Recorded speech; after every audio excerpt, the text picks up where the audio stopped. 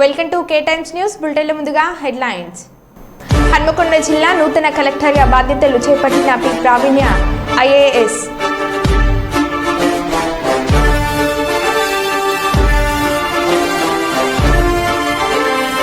వరుస సెలవులు రోజులు కావడంతో శ్రీశైలంలో అధికంగా పెరిగిన భక్తుల రద్దీ.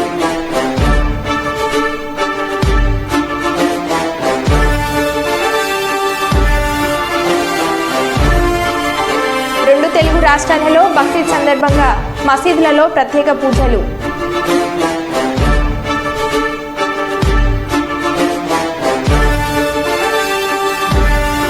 ఎమ్మెల్యే జయసూర్య ఆధ్వర్యంలో టీడీపీలో చేరిన 100 కుటుంబాలు.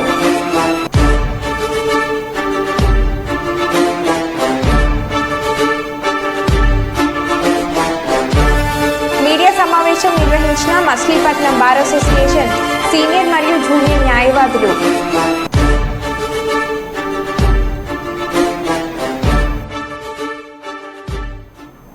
ఇక వివరాల్లోకి వెళ్తే పశ్చిమ బెంగాల్ న్యూ జల్పాయిగుడిలో 2 రైళ్లు ఢీకొన్న ఘటనలో 5 చనిపోయినట్లు డార్జిలింగ్ ఏఎస్పీ అభిషేక్ రాయ్ వెల్లడించారు. 20 నుంచి 25 మంది గాయపడినట్లు, కొందరి పరిస్థితి విషమంగా ఉందని తెలిపారు. ఘటనా స్థలంలో పరిస్థితి చాలా తీవ్రంగా ఉన్నట్లు పేర్కొన్నారు. కాంచనార్జు ఎక్స్ప్రెస్ రైలును గూడ్స్ ఢీకొన్నట్లు ఆయన తెలిపారు. మృతుల సంఖ్య పెరిగే అవకాశం ఉన్నట్లు తెలుస్తుంది.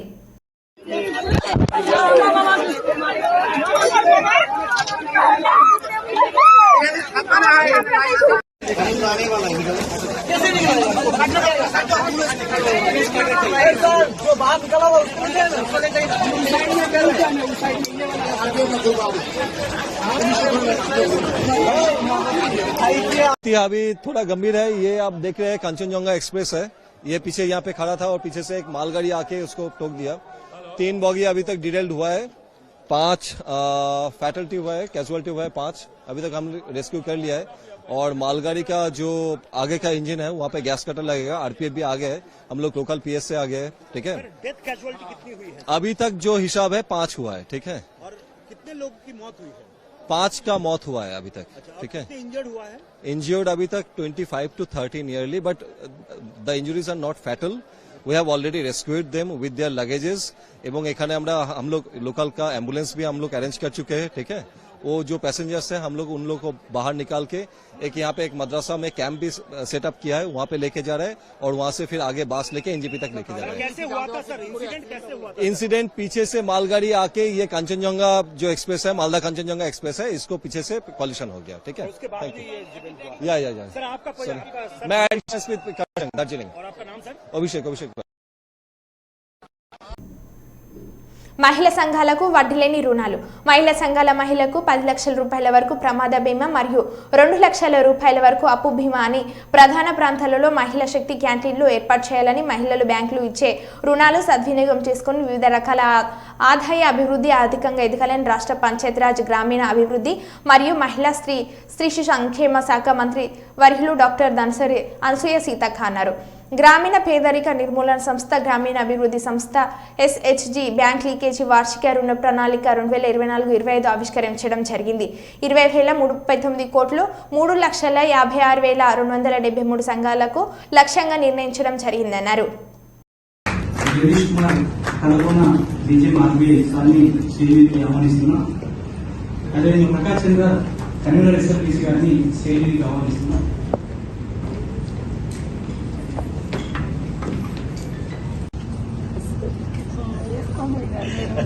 నేను అంటిస్తున్నాను.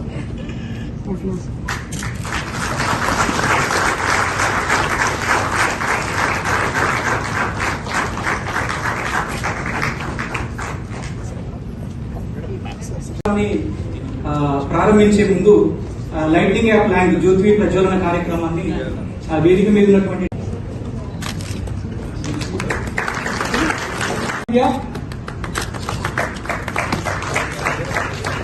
అదేవిధంగా హైయెస్ట్ ఫర్ ఫైనాన్స్ వచ్చేసి బ్యాంక్ ఆఫ్ బరోడా 8 లక్షలు.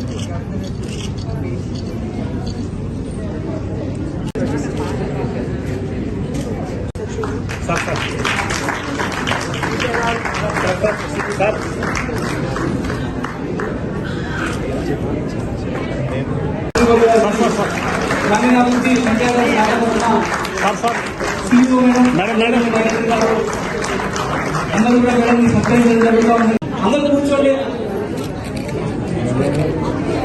హలో.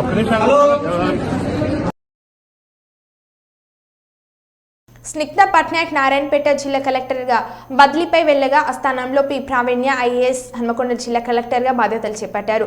ఆదివారం మధ్యాహ్నం 3 గంటలకు హన్మకొండ జిల్లా కలెక్టర్ సముదాయ భవనానికి చేరుకోగా జిల్లా అదనపు collector Radhika Gupta, Venkatareddy, RO YV Ganesh పుష్పగుచ్చాలతో స్వాగతం పలికారు.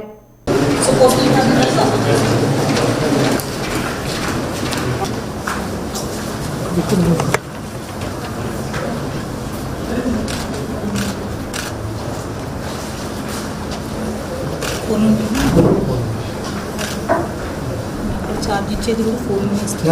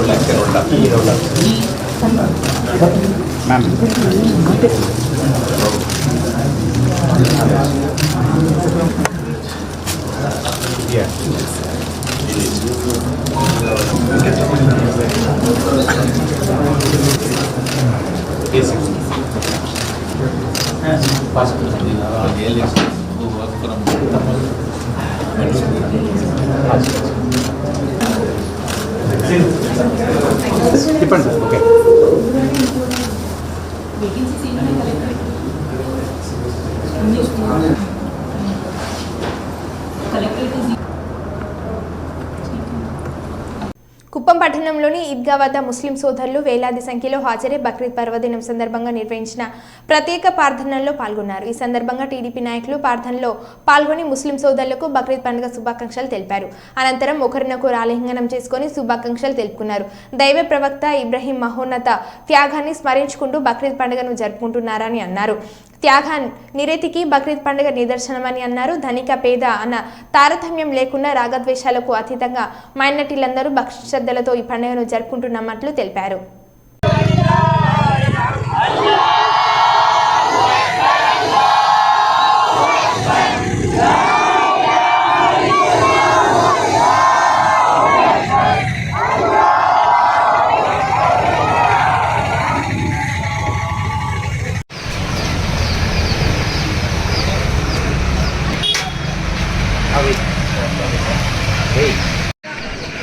किस करो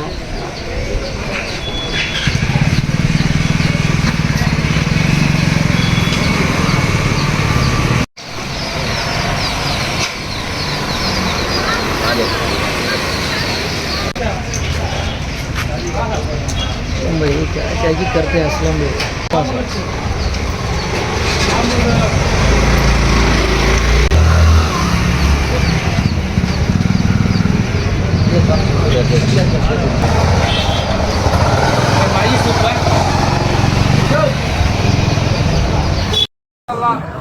आज बहुत खुशी का बात है आप सब मिलने के लिए ये बकरीद मुबारक बोलने के लिए हम हमारे साथ हमारा दोस्त सब आए हुए ये तेलुगुदेशम पार्टी की तरफ से आप सबका दुआ दिया चंद्रबाबू नायडू साहब जीतने के लिए सरकार बनाने के लिए आप दुआ आज चंद्रबाबू साहब ये वजीर आला बनाया है सो इसके लिए आपको बहुत शुक्रिया बोल रहा हूँ। पहले इन सबका तरफ से आप सबको ईद मुबारक, बकरीद का बोलने के लिए आया हूँ। आप सबका ईद मुबारक, शुक्रिया। बस కుప్పం కాన్స్టిట్యున్సీ ముస్లిం మైనార్టీలకంతా ఈద్ ముబారక్ తెలియజేస్తూ ఈరోజు మాన్యశ్రీ ముఖ్యమంత్రి చంద్రబాబు నాయుడు గారు కుప్పం ప్రజలకి ఈద్ ముబారక్ తెలియజేస్తూ కుప్పం టీడీపీ నాయకులందరూ ఈరోజు మన కుప్పం ఈద్గాలకు వచ్చి ముస్లిం మైనార్టీల సోదరుల దగ్గర కలిసి చంద్రబాబు గారు ఆదేశాల మేరకు అందరికీ ముస్లిం మైనారిటీ ప్రతి ఒక్కరికి ఈద్ ముబారక్ తెలియచేసి అదేవిధంగా మన బక్రీద్ సంతోషాన్ని భాగ్యస్వాములై టీడీపీ నాయకులు అందరూ వచ్చి భాగ్యస్వాములై సంతోషకరంగా ఆనందంగా ఈరోజు బక్రీద్ వేడుకలు హిందూ ముస్లిం అందరూ కలిసి జరుపుకున్నాం. బైహర మండల కేంద్రానికి చెందిన కరైకొండ గణేష్ అనే వ్యక్తి గత కొన్ని సంవత్సరాలుగా కిరాణా వ్యాపారం చేస్తూ అందరితో నమ్మకంగా మెదులుతూ ఉండేవాడు. మండల కేంద్రంలో సుమారు 200 మంది రైతులు, డ్వాక్రా మహిళలు, చిరు వ్యాపారులు కూలీల వద్ద అప్పులు తీసుకొని నెల వడ్డీలు చెల్లిస్తూ వచ్చాడు. గత 2 నెలలుగా అప్పులు ఇచ్చిన వారు డబ్బులు అడగగా రేపు ఇస్తా అంటూ దాట వేస్తే వచ్చేవాడు. ఈ నెల 8వ తేదీన ఇంటికి తాళం వేసి తిరుపతికి వెళ్తున్నామని చెప్పి వెళ్ళాడు. వారం రోజులైనా తిరిగి రాకపోవడం, ఫోన్ స్విచ్ ఆఫ్ రావడంతో ఉండడంతో అనుమానించిన బాధితులంతా అతని ఇంటి వద్దకు చేరుకొని ఆందోళన చేపట్టారు. అనంతరం మహబూబాబాద్ జిల్లా ఇల్లందు ప్రధాన రహదారిపై రాస్తారోకో చేపట్టి నిందితుని పట్టుకొని న్యాయం చేయాలంటూ నినాదాలు చేశారు. దీంతో ఇరువైపులా ట్రాఫిక్ నిలిచిపోయింది. ఈ విషయం తెలుసుకున్న పోలీసులు రాస్తారోకో వద్దకు వచ్చి మీరంతా నిందితుడిపై ఫిర్యాదు చేస్తే అతన్ని పట్టుకొని న్యాయం చేస్తామని హామీనిచ్చారు. దీంతో రాస్తారోకో విరమించి పోలీస్ స్టేషన్కు తరలి వెళ్లారు అందరూ.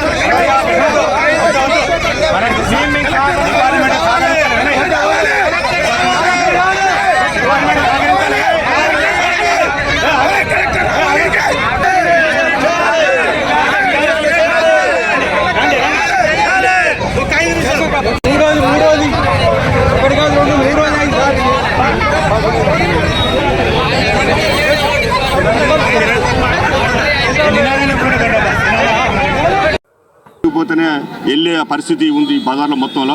అటువంటి మనుషుల దగ్గర డబ్బులు తీసుకుని పోయిండు వాడు అసలు మనిషి కాదనుకుంటాను.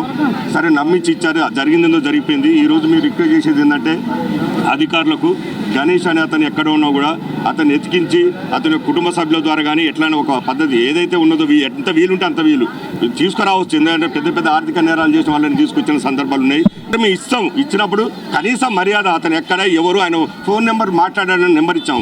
ఒక ఫోన్ నెంబర్ ఇచ్చినాక తెలియదా అండి? ఇవాళ రేపు చాలా ట్రాప్ చేసి రమేష్ నెంబర్ నా దగ్గర ఉంది, రమేష్ నెంబర్ ఇస్తా, రమేష్ నెంబర్కి ఏ నెంబర్లు వస్తున్నాయో తెలియదా?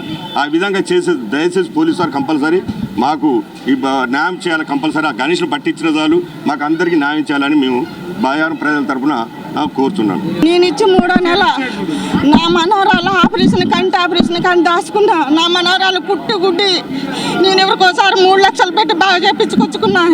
ఇప్పుడు జూన్ నెల తర్వాత నేను ఆపరేషన్ పోవాలి. నా పిల్లని ఆ బెస్ట్ బళ్ళోని చెలగొట్టి రత్తయ్యాన్ని కాళ్ళు పట్టుకుంటానని నాకు ఇచ్చిన 2వ రోజు నా ఇంటికి 5 సార్లు వచ్చిండయ్యా. ఏనాడు వాడు నా ఇంటికి రాలే. నేను ఈయన కొడుకు నా బిడ్డ ఆపరేషన్, నా పిల్ల ఆపరేషన్కి నేను దాచుకుంటున్నా రూపాయి. నేను పొద్దున్న పోయి చీకడ పడ్డా కొత్తన్న ఎర్ర టెండలా నేను దండం పెట్టిన. నీ కాళ్ళు మొక్కపోయిండు అయ్యా, కాళ్ళు మొక్కపోతే నీ పక్క జరిగిన అంత ఉన్నాడు. నాకు ఈ అప్పులన్నీ తెలవదు. అంత ఉన్నాడికి ఈ ₹1,00,000 ఏం అవసరం? నా 1,50,000 ఇవన్నీ ఎమ్మడి పడతాను. నేను 3 రోజుల దాకా వాల్తీ పెట్టలే కొడుక. నా మొగుడిని పట్టుకొని బడ్డీ కాడ కాళ్ళ మీద పడబోయిందంట. నేను రాకముందే నా భర్తను చేసుకుని పోయి బ్యాంకుల నుంచి 1,00,000 డ్రా చేసుకున్నాడు. ఒక్క 5 తక్కువ 1,00,000. ఇప్పుడు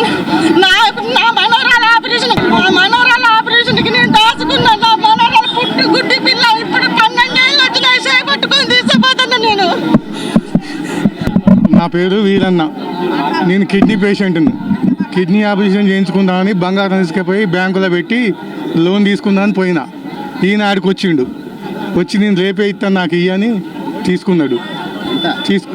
5 లక్షలు తీసుకొని ఇక రేపు ఇస్తాం ఆపిస్తా అని ఎందుకు ఇస్తలేమంటే ఒక నెల వడ్డీ ఇస్తలే అది ఇది అని అట్నే ఇక 2 నెలలు అయింది నేను ఇచ్చి. ఆయనకి ఇచ్చి 2 నెలలు. అంతగా చూద్దాం లే వడ్డీ అయిన ఇస్తా కానీ నేను అంతగా ఇప్పుడు లేవు అని తిప్పుకుంటూ వస్తాడు. నేను కిడ్నీ ఆపరేషన్ చేయించుకున్నాను. నేను బంగారం పెట్టి తెచ్చిన లోను. ఇప్పుడు అది అటు అయిపోయింది, ఈయన ఇటు అయిపోయిండు. ఇక మరి నా పరిస్థితి ఏందో. నాకు నేను కిడ్నీ ఆపరేషన్ చేయించుకుందామని బంగారం పెట్టి పైసలు తెచ్చుకున్నా. అవి తీసుకుపోయిండు. నా పైసలు నాకు ఇప్పియాలి. ఎమ్మెల్యే కానీ ఎంపీ కానీ ఎవరైనా కలగ చేసుకొని మాకు న్యాయం చేయాలని కోరుతాను. ప్రపంచ రక్తదాతల దినోత్సవం జూన్ 14ను పురస్కరించుకొని కరీంనగర్ జిల్లాకు చెందిన Akshara news TV channel senior reporter Shankar Reddy జిల్లా కేంద్రంలోని అపోలో ఆసుపత్రిలో SRR స్వచ్ఛంద సంస్థ పిలుపు మేరకు కరీంనగర్ జిల్లా వెదిరే గ్రామానికి చెందిన శిరీష అను స్త్రీకి రక్తదానం చేయడం అందరినీ ఆకర్షించింది. రక్తదానం చేసిన అనంతరం మీడియాతో మాట్లాడుతూ రక్తదానం చేయడం సామాజిక బాధ్యత అని, ఆపదలో ఉన్న వారికి రక్తదానం చేసి అండగా నిలవాలని, యువత రక్తదానం చేయడానికి ముందుకు రావాలని కోరారు. రక్తదానం చేసిన శంకర్ రెడ్డిని అక్షర న్యూస్ యజమాన్యం ఫోన్లో అభినందించారు. అలాగే స్థానిక నాయకులు, యువకులు ప్రత్యక్ష అభినందనలు తెలిపారు.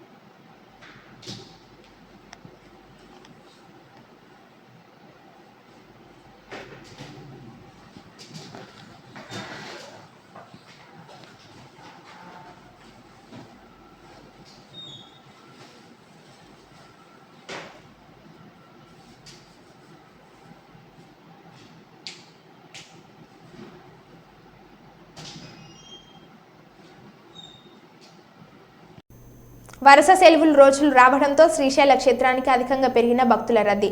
ఆలయ ప్రధాన వీధులు భక్తుల రద్దీతో నిండిపోయింది. శ్రీశైల క్షేత్ర ఔటర్ రింగ్ లో ఎటు చూసిన వాహనాలతో నిండిపోయింది.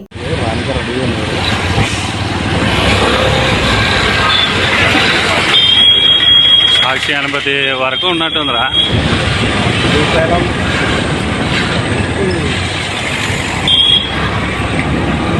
వీళ్ళంతా ఒక వారకు పోతే బైక్లు ఒక్కటి పోతాయి చూడు. కటింగ్ కాడ కష్టం.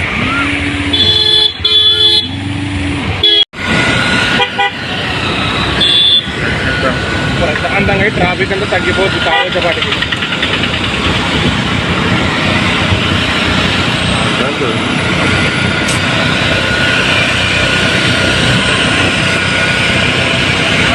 మొక్కదారం వరకు ఉంది. అవతలకు ఉండింటది నాకు తెలిసి ట్రాఫిక్. రిటర్న్ పోతున్నాడేమో.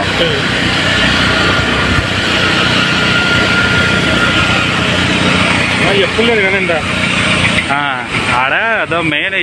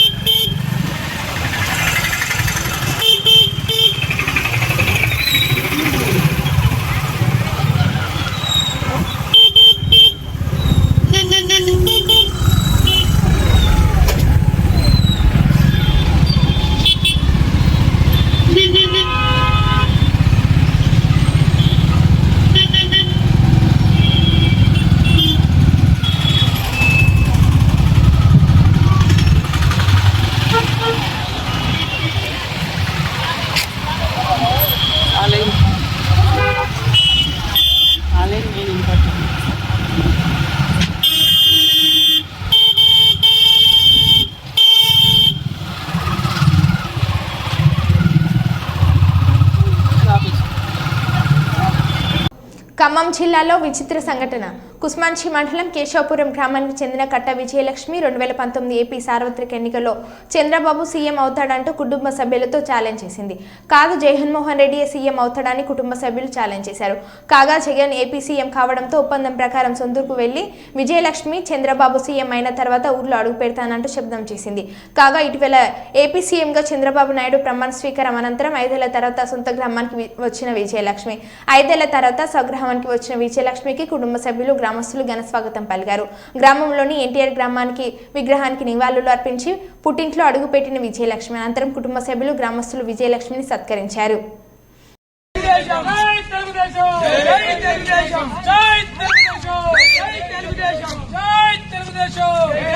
చంద్రబాబు నాయుడు గారి నాయకత్వం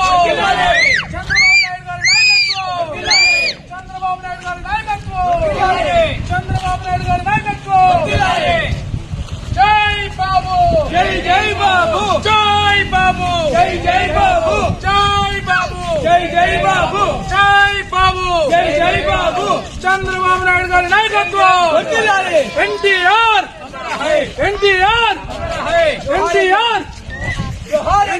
జోహార్లు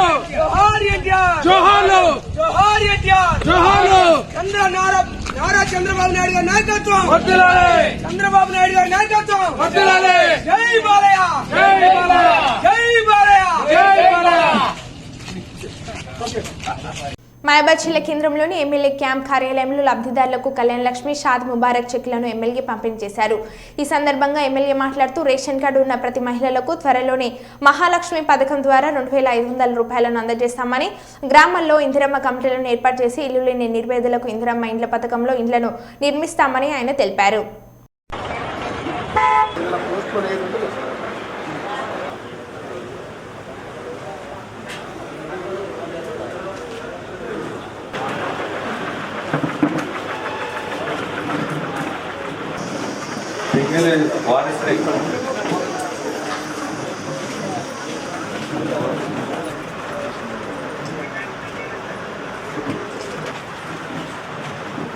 मोहम्मद गौसिया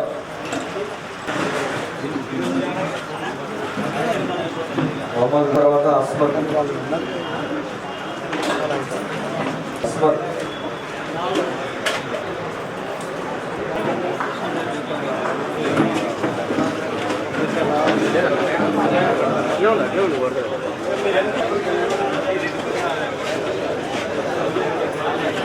ఈరోజు ఈ చెక్కుల పంపిణీ కార్యక్రమం మనకు ఎలక్షన్ కోడ్ దగ్గర 2.5 మాసాలు ఉండే.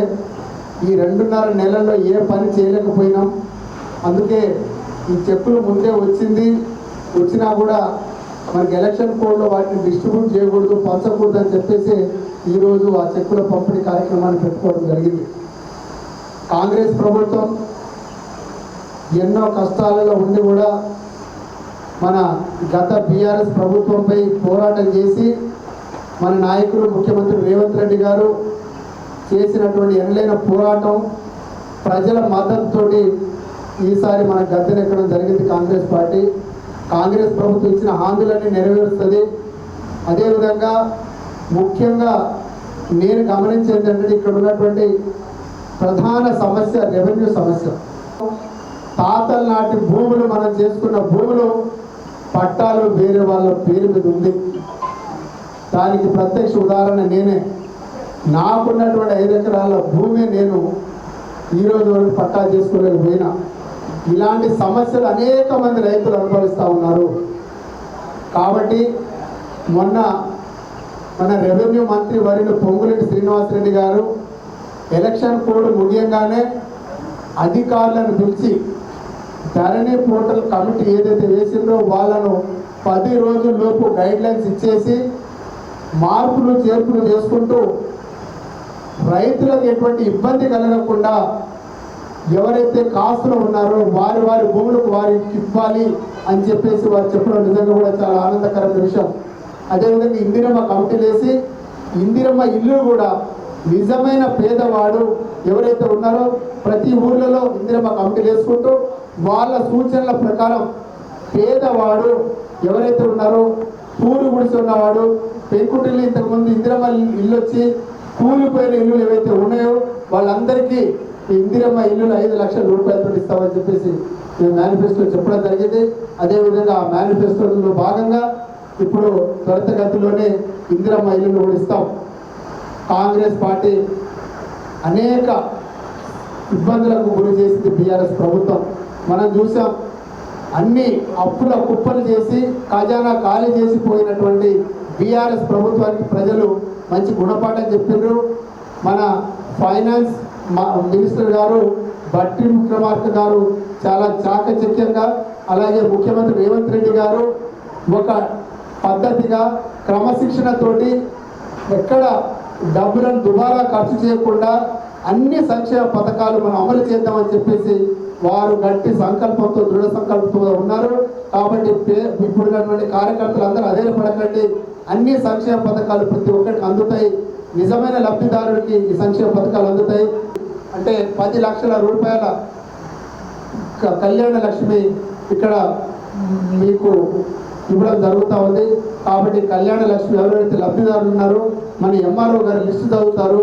దాని ప్రకారంగా మీరు వచ్చి ఈ సంక్షేమ పథకం ఏదైతే ఉందో కళ్యాణ లక్ష్మి మీకు మీ చక్కగా నిజమైన నిరుపేదకు అందుతాయని చెప్పేసి చెప్తూ మరో బులెటిన్లో మళ్ళీ కలుద్దాం. Stay tune.